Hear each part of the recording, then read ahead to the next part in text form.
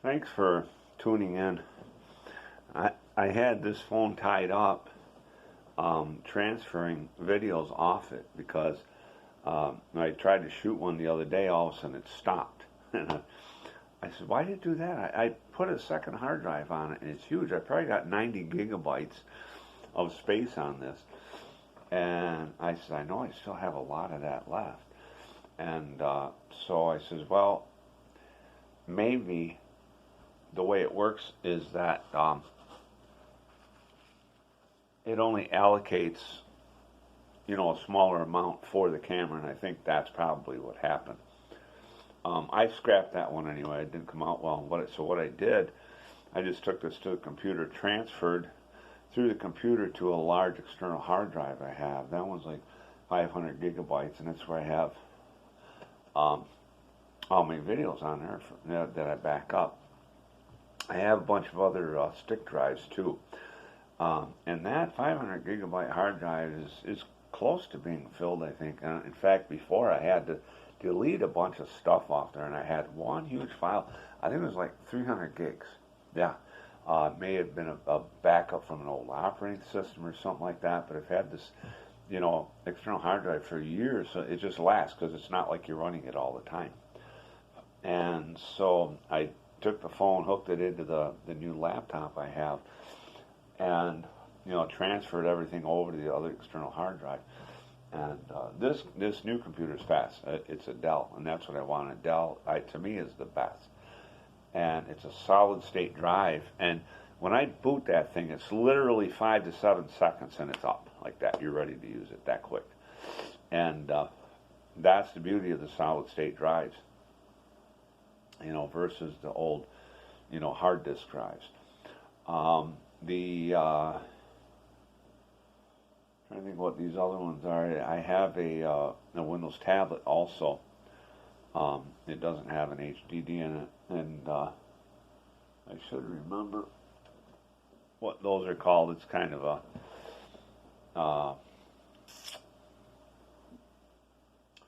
it's like a multimedia kind of thing in there. But anyway, I don't keep up on all that stuff all the way because I'm mostly moving to solid state drives and everything that I have.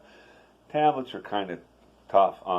One of the things with the solid state drive is that it will get hot, so the computer needs a fan on it. With the other ones, like in your tablets and stuff, they don't get hot, so you don't need a fan in them. And those, if you have a laptop like that, you can actually, I'm going to show you here. I used to set the phone on. This laptop doesn't have solid state drive, or HDD. It has the, I don't know, what is it? Forget what they're called. I should look that up before I start talking about it, right? But that laptop, this one, that has Android on it. And that I can sit in my lap and keep using it, and it doesn't get hot. But I don't use that really for, videos or any of my programming, stuff like that. I got Bibles on there, digital Bibles and stuff like that, and some games. I like to play euchre on that, things like that. So that's what that laptop is nice for, and it's a 2-in-1, so that the monitor will pull off that, and you can use it as a big tablet, but it's uncomfortable. So I just spilled some liquid on the keyboard a little while ago, so parts of the keyboard no longer work, but I can order another one for $25. I'm sure I'll have to pay for the shipping on that too. But so once I get time and I remember to do it, I'll get an order in for a new keyboard on that and replace that. But that's a nice laptop. Those are actually made by RCA. I remember when I first saw RCA computers in the store, I was like, RCA? Those were the people that made records or something, But they're actually doing a phenomenal job. So I have a variety. I have, HP equipment here. The new printer I got right there, in fact, is an HP. And those are good. I had one made by brother. Didn't turn out so well. And but the HP is good. I have a big laptop, big HP laptop. I forget it's like 17-inch or something like that. It's big. I've had that for a lot of years, and the monitor still works because I always ran an external monitor on it. But the keyboard, I had it down camping one time, and that stopped working for whatever reason. I don't know why. I don't remember ever spilling anything on it, so over the years I've just used an external keyboard with it, and it works out fine. Now that has 4 gigabytes of RAM on it, and so does my Dell laptop that has a solid state drive, and the HP is not near as fast. When I used to process my videos on there, it would kind of take some time and kind of drag, and so I was happy when I got the Dell laptop. I process videos on there, and it's like bam, it just goes through quick. And if I leave the video on the laptop, connected wirelessly to the phone, it takes a long time to upload it. So if I process a video on the computer, I transfer it back to the phone because the phone is my internet. That has my internet on it, and that's all I have. And it's good because these 4G is fast. I mean it's faster than or I should say as fast as a server link. It's faster than the tiered 1 connections we used to run servers on, and now that's way up. Our home connections are as fast as they have that or faster. I should say. Let me put it this way: they're faster now with the cable internet, things like that, DSL, all that. They are faster than our connections we had back in the mid to late 90s. Big differences. Cell phones are even a lot faster. This is high bandwidth on there. So I transferred the video back to the cell phone and upload it to YouTube from there. Now these, when I'm doing here, I just record them right on the smartphone, and I'm not processing anything, and I'll just upload that to YouTube. And so that's even easier. I used to, my videos, I used to get carried away with editing and adding intros and endings, and I says, some of that's not really necessary, and it's more encouraging for me not to have to do that, because I thought, I want to shoot videos when I'm driving in my truck or I'm at work, and I just want to share my lifestyle. And so that's working out better. It takes a lot of time to do all the editing and make intros and endings and stuff, and so I'm just going to do this, and I enjoy it more. But what I went to school for computers back in 1995 for programming in Windows, and that's when Windows 95 first came out. I thought I was going to get the version before that, Windows 3, something like that, or whatever it was. And but the way it turned out, I was taking the course, and they upgraded to Windows 95 for me, so I was happy to get that, because I'd been learning about that and what was going on with computers at the time, especially being in school. And I was getting magazines, to keep up on technology. And it was funny I did that, because I was one of those people, like when I saw computers in the store, I was like, what does anybody need one of them for? But for some reason I started being interested, and maybe that was the Father prompting me, because he wanted me, to do things online and bless people with whatever I could. And I went through that with. I didn't end up becoming a programmer in Windows. I got to the point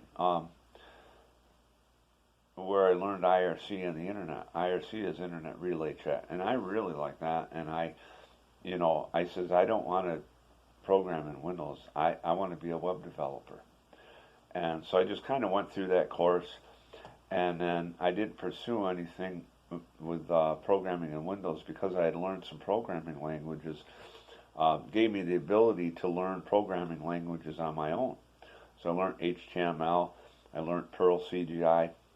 I know a little bit about PHP. I can do some editing, a little bit of writing in there, but I haven't pursued that, full force. But and as I went through things, having my websites, I said, I think I'd like to have my own servers online. I ran my own server actually out of my own home on an SDSL line. SDSL is synchronous digital subscriber, line, and it's what it is. It's equal bandwidth both ways, and you get a static IP with that, so you can run a server on it.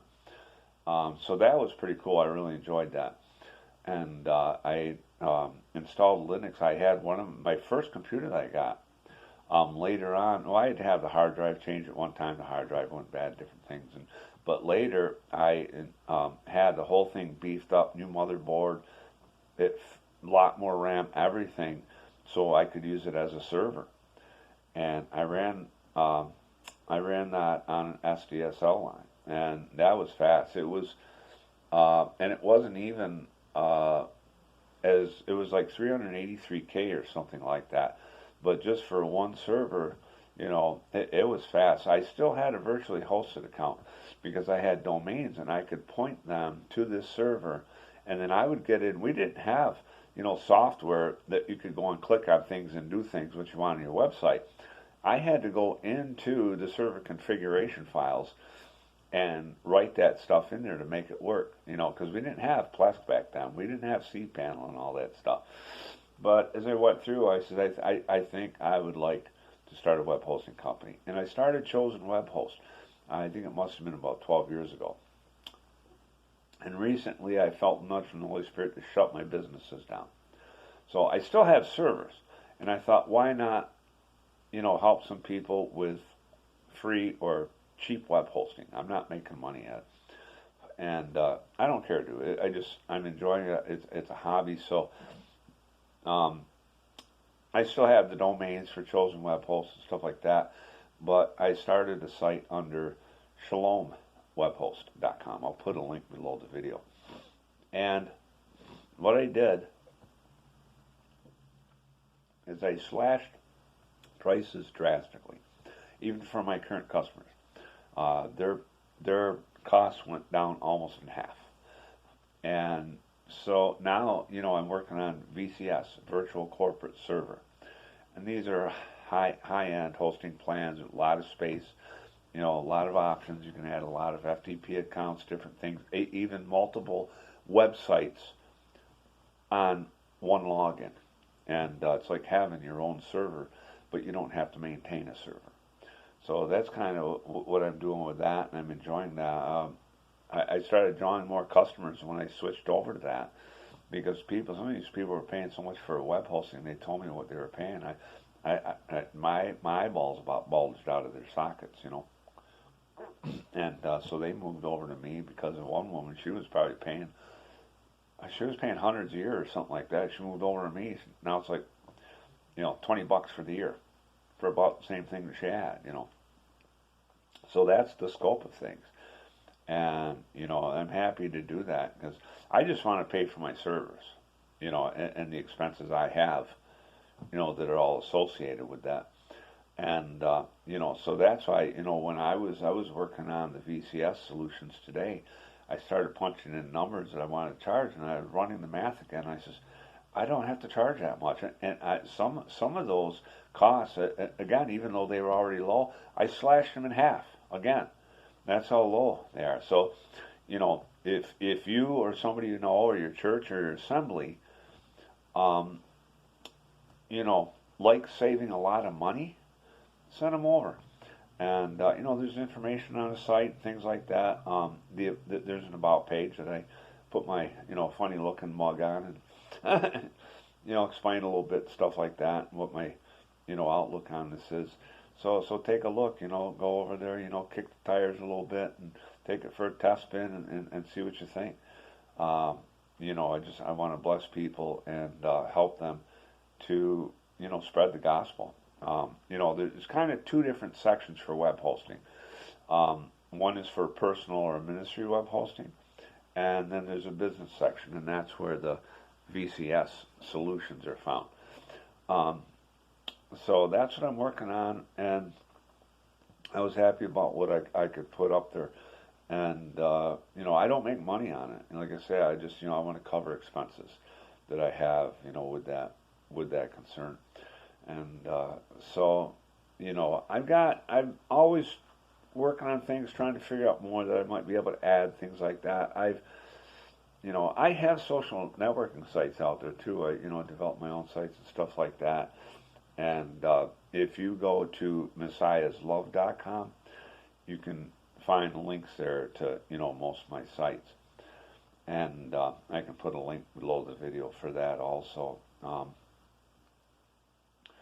So I'm working on a lot of stuff to bless people, and the on messiahslove.com there's a link for the social networking site also, which is at messiahspeople.com. It's all free to join.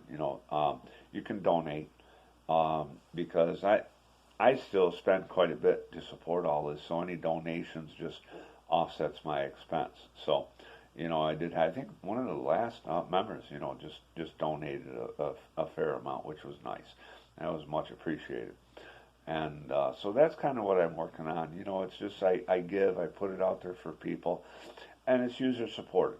I don't put my own websites, where people can join. I don't put a price tag on it.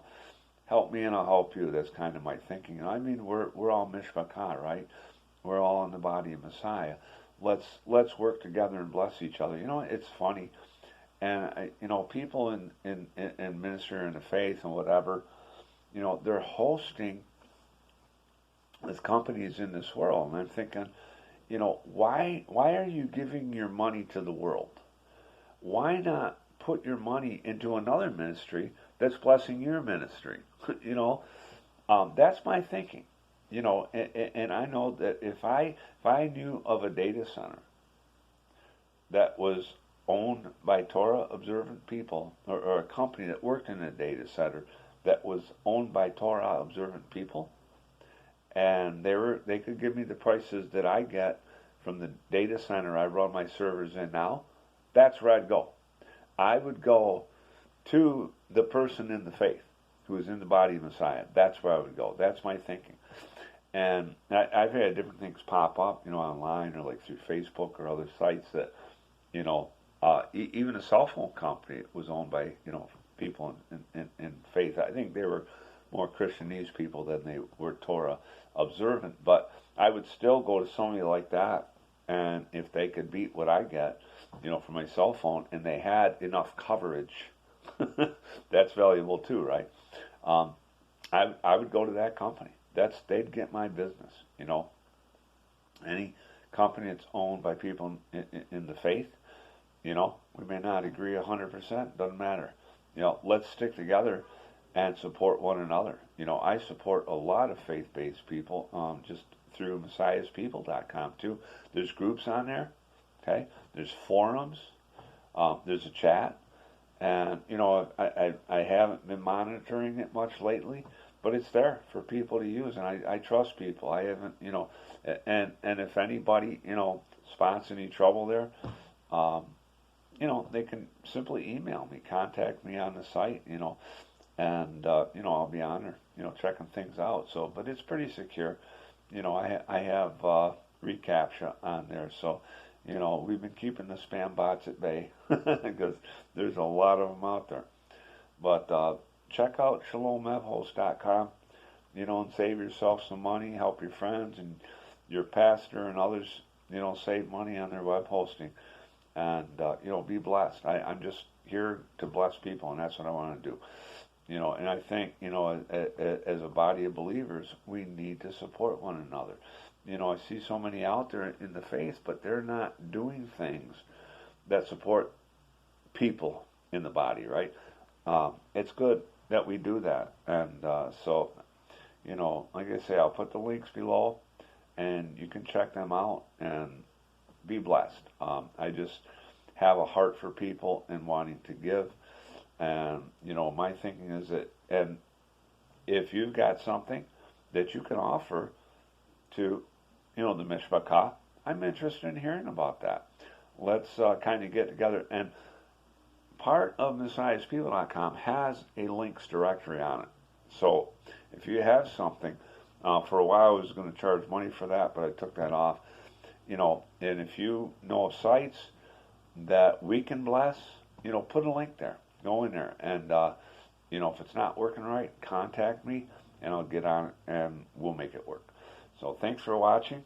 Remember to subscribe, give me a thumbs up, so that we can continue to bless the Lord. I don't want to praise myself. I'm here as an ambassador of Messiah to this world, so that we can make a difference. Thanks for watching, and stay blessed. Shalom, people.